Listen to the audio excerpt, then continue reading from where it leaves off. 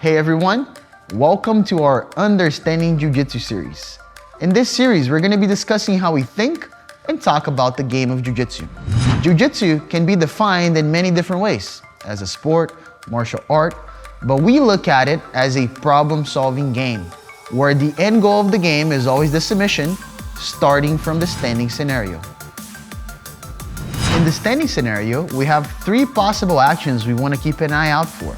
These actions are takedowns, guard pulls, and submissions. Now let's discuss the categories within each of these three actions. First is the hand category, where you mainly use your hands and arms to take your opponent down, such as the double leg takedown. Second is the leg takedowns, where you mainly use your legs and feet to take your opponent down, like the Sasai. Third is the hip and shoulder category, like the Ogoshi. And finally, we have the sacrifice takedowns, where you momentarily sacrifice your top position to finally end up on top, like the Sumigage. Usually, when we successfully take our opponent down, we end up inside their guard. And what is a guard?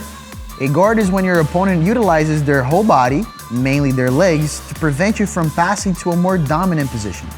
So your goal as the top player is to pass your opponent's guard. And we have four possible routes to accomplish that. The first route will be going around your opponent's guard, like the Toreando pass.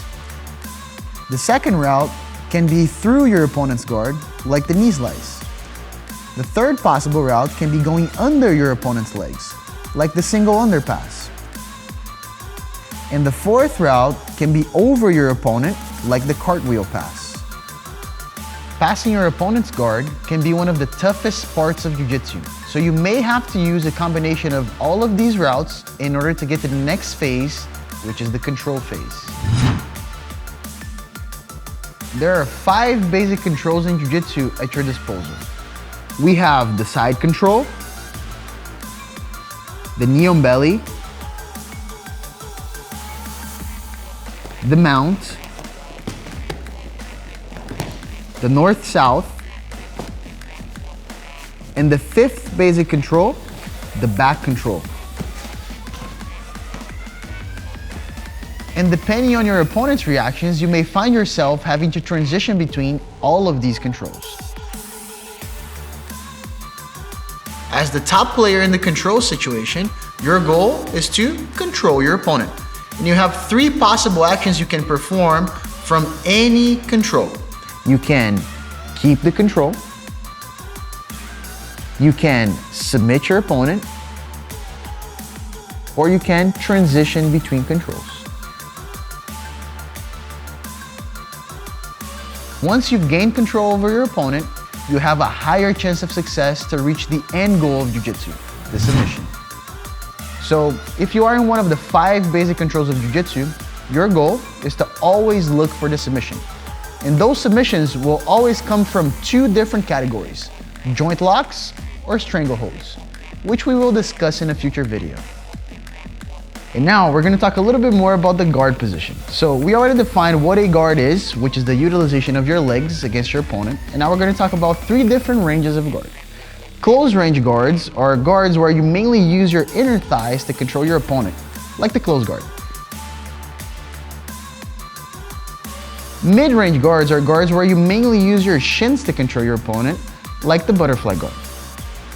And long-range guards are guards where you mainly use the soles of your feet to control your opponent, like the spider guard. Besides that, you can also have 3 different actions on any guard. You can sweep your opponent, submit your opponent, or take their back.